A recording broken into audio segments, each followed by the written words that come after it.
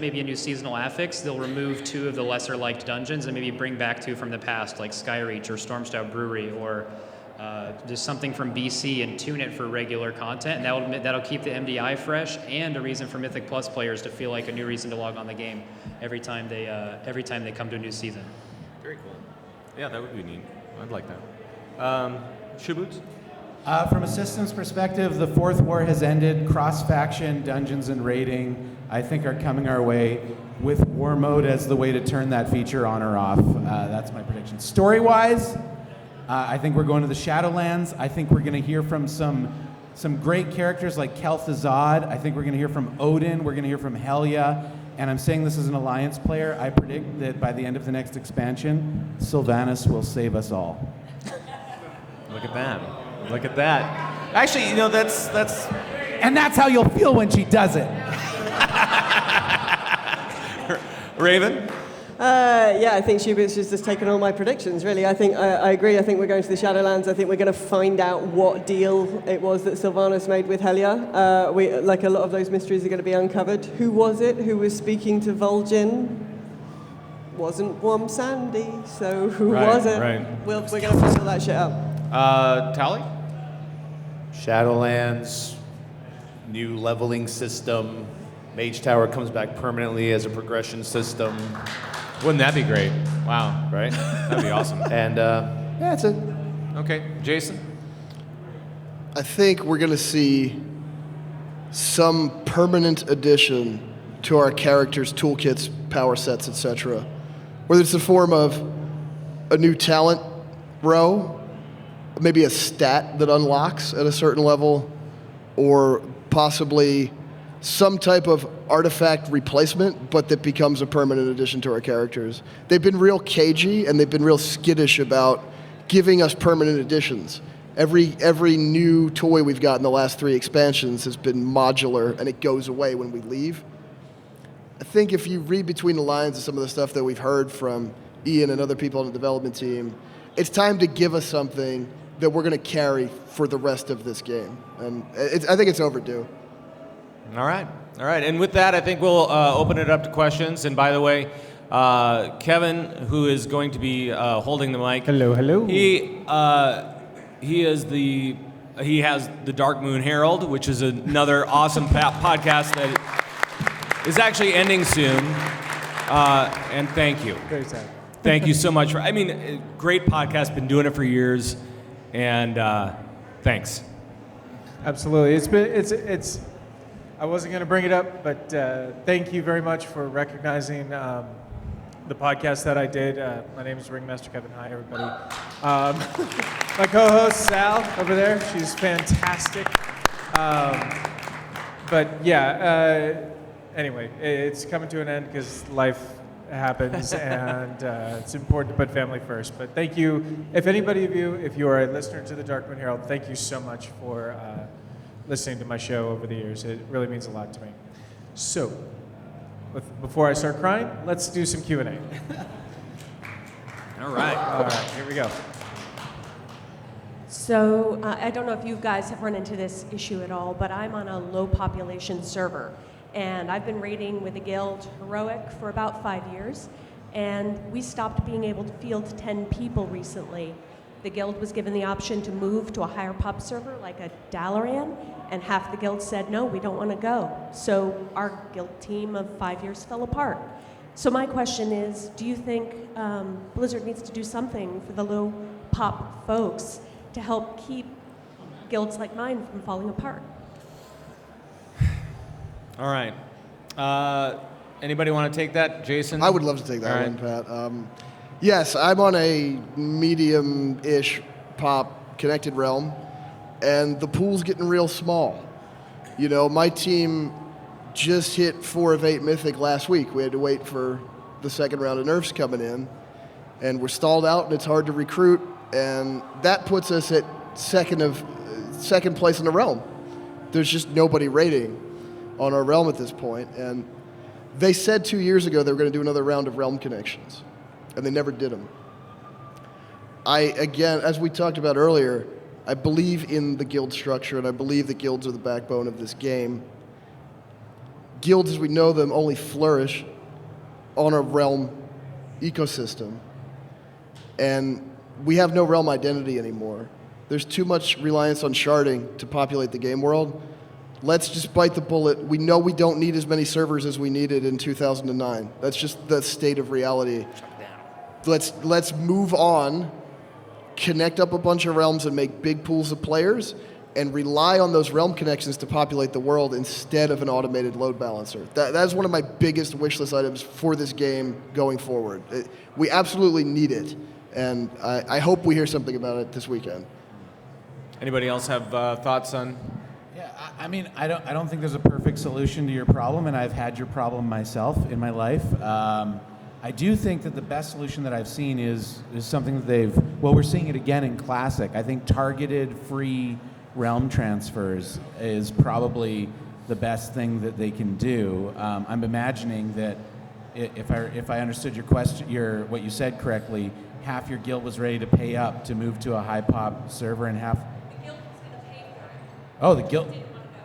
Well, I mean, those people are just being difficult.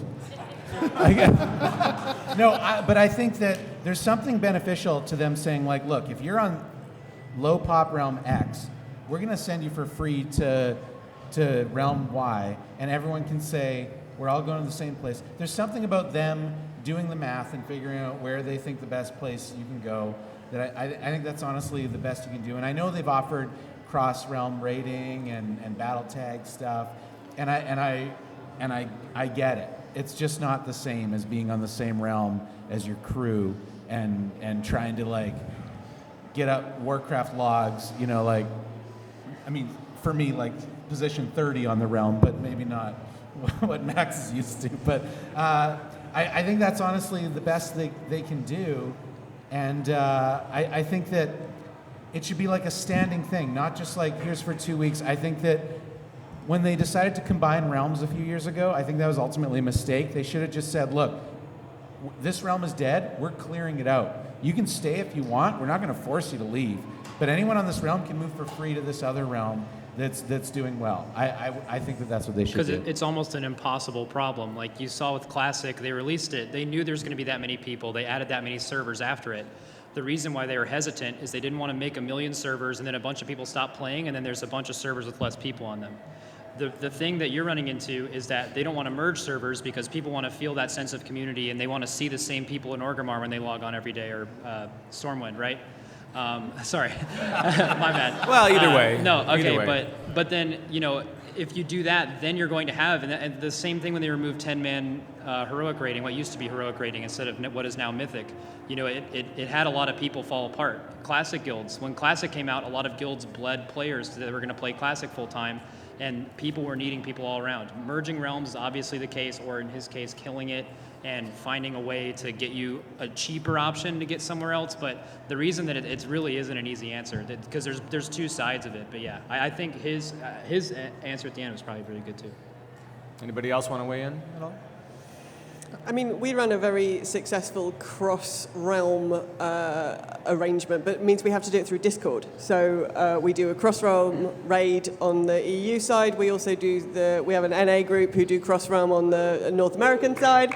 But it means that we can't organize that in-game very easily because the tools aren't there to do it. So we have to use Discord, which is great, and it works really well, and we have a really great community, but we have to do it outside the game. And maybe that's where, you know, the previous discussion about the communities feature on, you know, through the launcher makes more sense to be able to build that up and do something where you can at least connect with people outside of your realm to be able to actually match up and do more stuff, and maybe there's a way to enhance that somehow. But I don't know. Towelliee, anything? I just say suck it up and merge the servers. Right. I would say merge the servers and just kind of establish what are going to be like the final servers that we're going to see for the rest of our lives in WoW. Either that or just let us do a free character transfer every 30 days or something. That'd be nice. Yeah. That'd be really nice for people that are trying out for limit or whatever. Well, no, I mean, just on the subject of that too, like we would maybe go Alliance just because they have some good they have some good racials, but the cost to transfer our entire hundreds of players to Alliance is unbelievable for what it is now. So I mean, maybe even just more seasonal reductions on that cost would maybe balance things out. I'm not sure. Right on. All right. Any other questions out there? We have some hands. Absolutely. Right here in the back. If you were in Hazzikostas for a day and you could change one thing about raiding, what would it be? Ooh. All right. Max, I'm going to go to you. If you were Ian and could change one thing about raiding.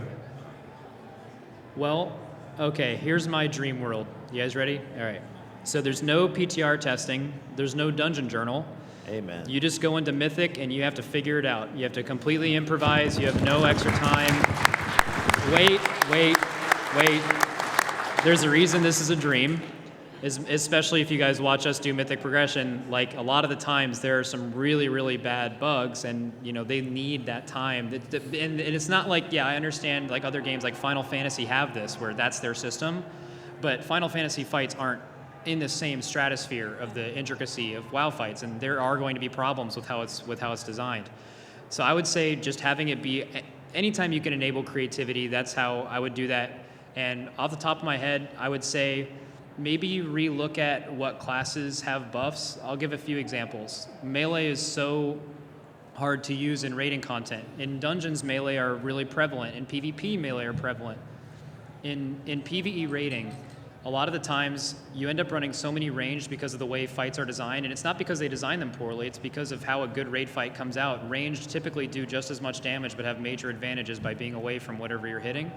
And because of that, classes like Enhancement Shaman and Feral Druid are very, very not represented, especially at the top. And I know it's like at the top. I promise you, I spend a lot of my time trying to hear how other people think about it. And a lot of what the people at the top do influences. How many times have you guys been in a guild and your raid leader's like, well, this guy did this guild did this. It heavily influences what people do. And because of that, some of the melees, Demon Hunter's probably the best melee in the game, but they're also the class that's required. Why is a class that's never brought required? Like I feel like the balance between what classes are already very good, but also make something in raid that you have to bring them for, it seems strange. And so I think an optimization to that. And then a small note, I talk a lot, but a small note would be a talent change. And this is for raiding and every part of the game. If I was Ian Hazzikostas, please listen to me. Have a bunch of people look at talents the whole expansion. If there is a row of talents and one isn't being used for PvE, PvP, or whatever, buff it by 10% every week until it's used, and then nerf it one time, and then make it at least so there's a choice. I feel like in raiding, the talents are very good. They're just not tuned well. There's a reason why you'd use every one. There's a row for passive. The way the philosophy behind it makes sense, but there's not enough reason to stray away, and your class feels too much the same in that way. So, long answer, but that's. And not just one change. Which was the question. No, I'm just joking around. Let me skip over to Towelliee. Is there anything that you would change for rating? Ease up on the mechanics a bit. Man, it's like anyone open a journal, right? And you start reading, it's like it stresses you out. You get like anxiety just reading the damn thing because you have to there's like 90 abilities per fight. I would say ease up. I would ease up on a lot of the mechanics on the fights, but make the mechanics that are in the fight that are like meaningful, make them impactful to the environment of the raid and players. Right. And Jason, I know that since you're also doing Mythic, I mean, what would you change about? This kind of goes along with Towellee's answer to this question. One thing that kind of gets under my skin, we're a heroic plus team, right? We don't get cutting edge, but we'll get a few bosses into Mythic. I don't like the fights that require really strange comps in order for people to approach them. Like a 3-tank, 3-healer setup or something. Or like it's 10 unnatural. Shadow Priests. Yeah, you have to exclude people, you have to get people out of their comfort zone, and it's a very strange progression from where you started from. We just killed the previous boss. Now we have to completely remake our team in order to attempt the next one. And I think some of that stuff, maybe they could smooth the edges down on that a little bit. I understand that you need to have checks and walls and that you need to have difficult bosses, But having something that requires that level of meta strategy to even approach a boss, a lot of teams are just not even going to try. Sure. Shoeboots? I think, and I think of this because, as I mentioned earlier, I was away from the game for most of 8.2, and I'm really just discovering Eternal Palace right now. I would like to see just abilities either have them there and make them really matter, or don't have them there. I feel like a lot of my experience, and I love, and you know, you said this earlier. I agree. Rating is great. I love rating, and I'm not saying rating is bad. But if I'm going to critique it, what I would say is that, you know, you read about a fight, you watch the fat boss. You know, first you watch the hazelnutty, and you're like, okay, that's easy. And then you watch the fat boss, and you're like, holy shit, what's happening? And but it's the same fight, right? And so you try to memorize. You know, you write. Have you done this? You write like notes, like, oh, I'm just gonna write some quick notes. You're on page 2 of just like, and then you do the fight, and it's like, oh, I only really needed to worry about those 2 mechanics. And what that ultimately means is that there were several mechanics in there that really didn't matter. And I would love to see just like, you know what, at the LFR level, there's only this one ability, but it really matters. And at the normal level, there's these 2 abilities, and they really matter. And heroic, there's these 3, and mythic, these 4, or whatever the number is, right? I think that would be more interesting rating, and I think it would just be easier for everybody to understand. Yeah, I think at the very casual level. So we raid once a week for 2 hours. We've taught most of our raid team to raid. They didn't raid before they came to us. When I started explaining the Ashara fight to them, the first time we went in, they zone out after, like, you get like a third of the way down the list of things they've got to worry about, and I've lost them. So we have to do it, you know, I explain like phase 1 and then phase 2, and then we wipe for a bit, and then suddenly we're in phase 3, and I haven't explained it. Like, it's a nightmare. So, just needs toning down. And how many people are on teams like that, where you find that your teammates or yourself, or maybe even the raid leader, are zoning out as they're describing the fight? Pat's on my team, so I can't comment on it. No, you can. I've been like, I watch the guides, I know what's going on. And then I step in the goo anyway. I'm just kidding. I only died like 3 times last time. It was fine. So yeah, I mean, I think that makes sense to me. So who else has questions? We got some questions All right, over a couple that questions way. over here.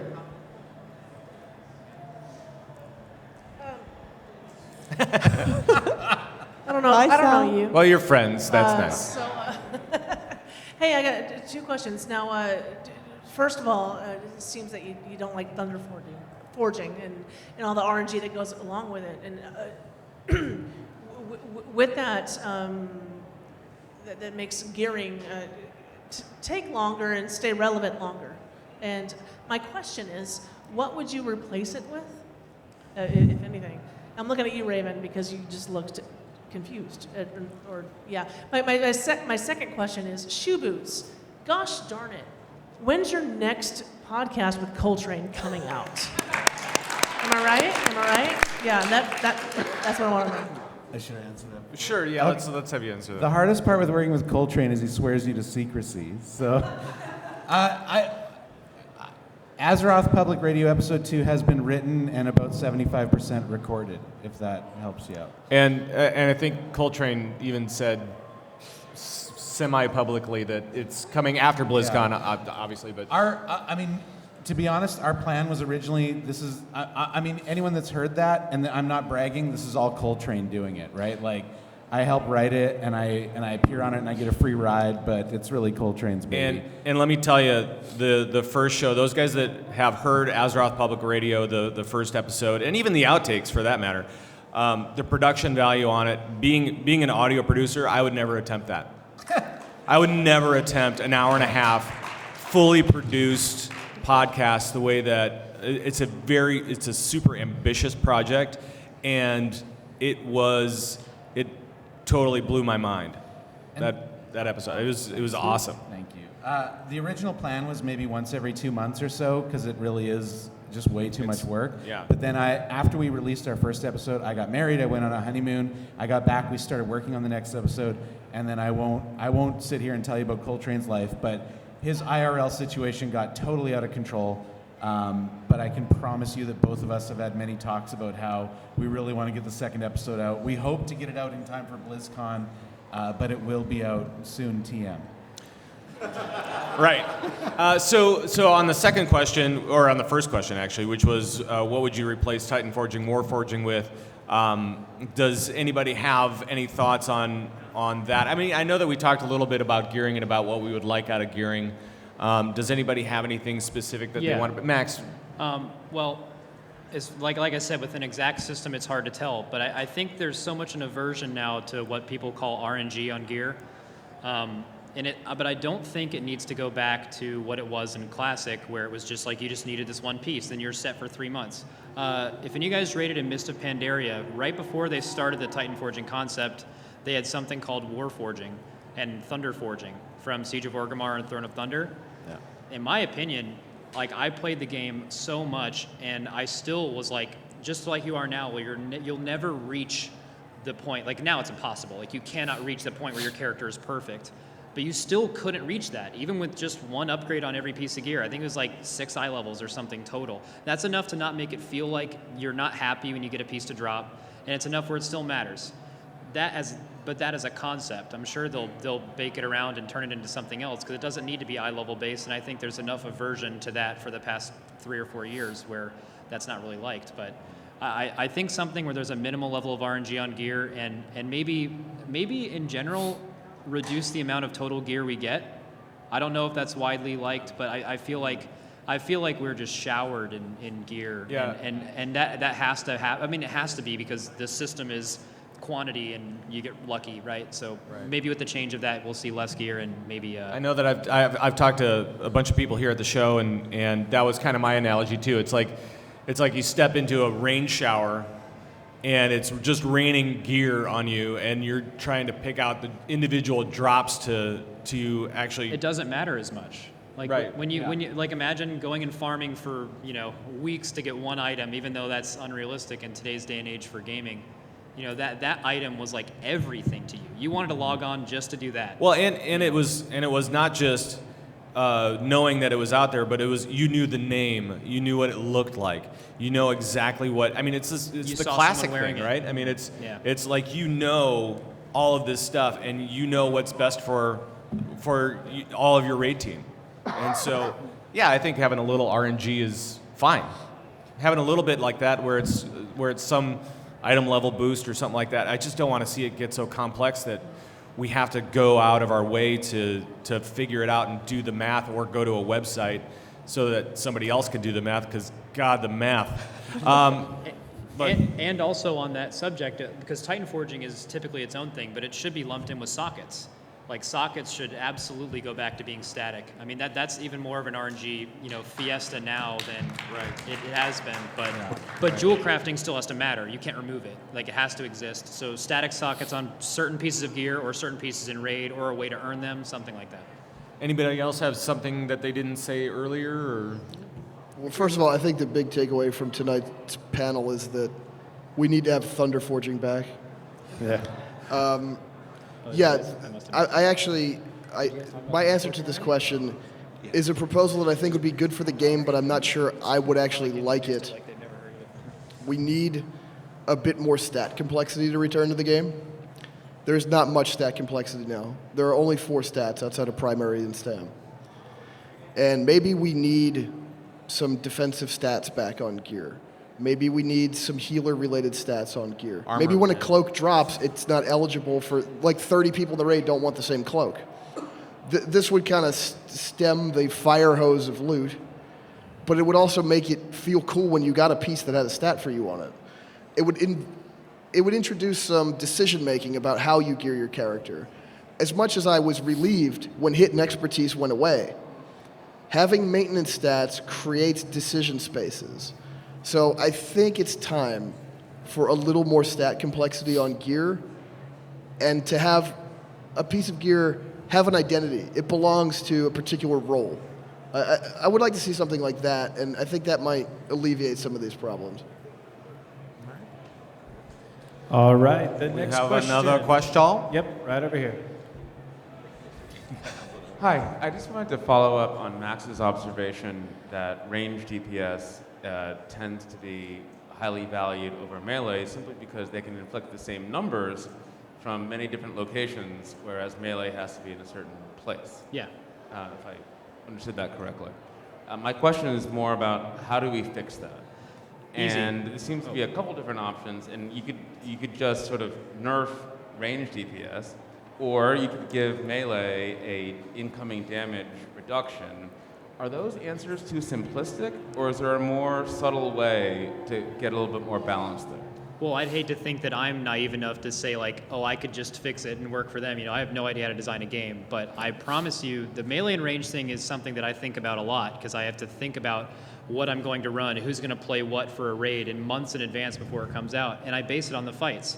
If you guys raided this expansion, the raid Uldir was terrible for melee. You had to be spread for Feta Devour, you had to be spread for Vectis, you had to be spread for Mithrax, you had to be spread for Gahoon. There was a spread thing the entire raid. Every guild ran 2 to 3 melee, right? This raid, you can run a ton more. So a lot of it is the raid. Like, the raid can definitely dictate whether you run 2 or 3 melee or whether you run 5 or 6. We typically run 5 or 6, but here's the problem with ranged. A Shadow Priest, before they were just recently nerfed, does just about as much single target as every melee and ranged in the game that purely does single target, but on 2 to 3 targets, they do 30 to 40% more damage. Those two things can't both exist. So I would say find a way to make Shadow Priest still matter, and Moonkins and Affliction Locks and ways where in a raiding environment, they can still be the best at what they do, but they can't be the best at what they do and also be the best at single target, because that alienates classes like melee, which still to this day, there isn't a single melee class that can do, you know, increase their damage by 50% when there's mobs that aren't anywhere near the one you're hitting. So it's a design problem, and it's really, really difficult. I mean, they probably thought about it a lot. I mean, yeah, my idea is that Shadow Priests do 10% less single target than melee classes, and Moonkins do that as well. And anytime there's a second target, which is 90% of raid fights, they're still better than them anyway. It gives you an option to run more on that. And also, I guess, and they've done this in the past where they buffed auto attack damage this expansion. And to be completely honest with you, the single target right now is very, very balanced. But more of it is just the way they design raids. And I don't know as much of a fix as just there needs to be more fights where ranged and melee are kind of in the same spot, because like you can see the fight better from back there. There's less things that are dangerous. Well, over time, that's always true. So yeah, I mean, I don't have a fix. I don't know. And maybe it's one of those things where ranged. I mean, and I wouldn't want to see this be like a static thing where it's always the case, but where more often than not, ranged are going to have to move a lot more. And that they're maybe not as great